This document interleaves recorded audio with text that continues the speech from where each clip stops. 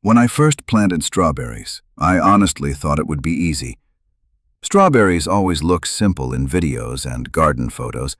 A few plants, a little care, and then suddenly you are picking bowl after bowl of big red berries. That was exactly what I expected. But what I got instead was a patch of weak plants, small fruit, and a harvest that felt nothing like the promise. For a long time, I was sure the problem had to be the soil. So I did what a lot of gardeners do when things are not going the way they hoped. I started trying products. More fertilizer, different fertilizer, liquid feed, bloom boosters, soil amendments, little fixes that promised bigger berries and stronger growth.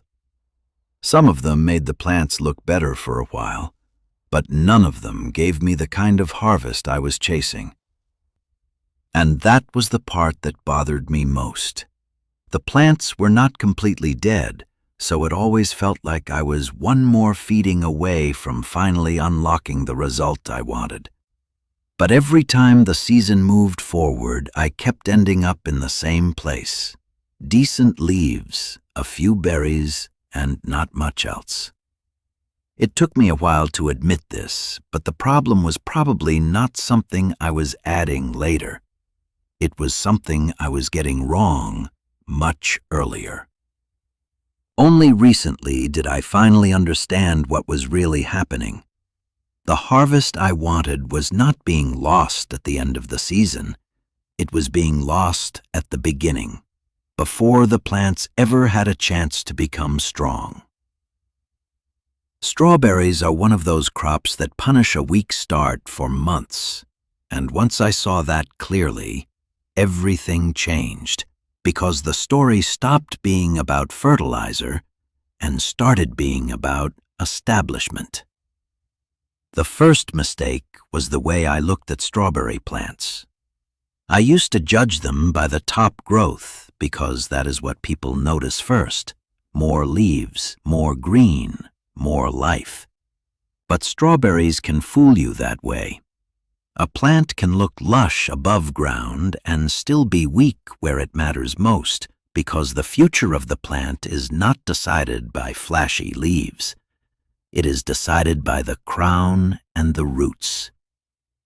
And then I came across something that completely changed how I looked at strawberry planting. The real method did not begin with fertilizer at all. It began with the roots. I started learning that one of the biggest hidden problems in strawberries is that weak or infected roots can carry stress into the bed before the season even begins. In other words, sometimes the plant is already losing before you even put it in the ground. That was the first time I really understood why commercial growers are so careful with strawberry roots. If roots dry out, get damaged, or carry hidden disease pressure, the plant may survive, but it loses momentum right away. And strawberries do not recover from a bad start as easily as people think. So the method I found was not just about planting faster. It was about giving the roots a clean, protected start before they ever touched the bed. The most interesting part was what happens before planting.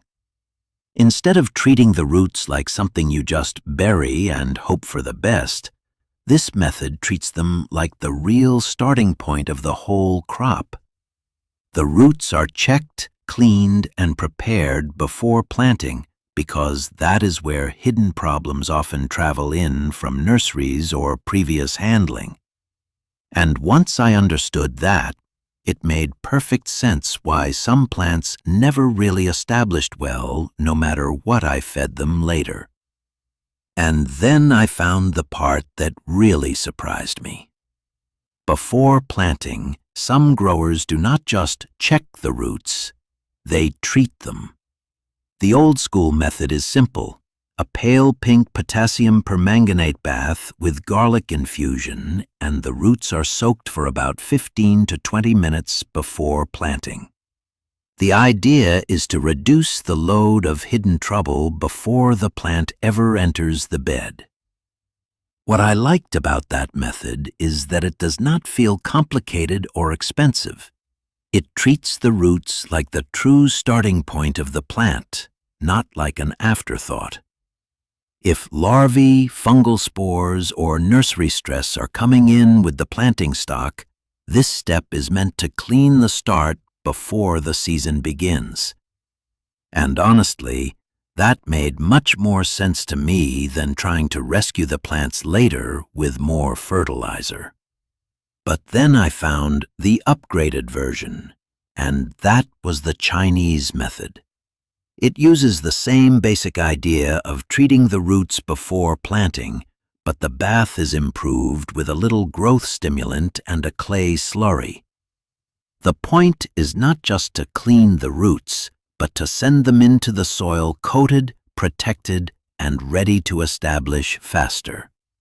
That was the moment I stopped seeing planting as a simple transfer and started seeing it as preparation. And once I understood those two steps, the raised bed finally made even more sense.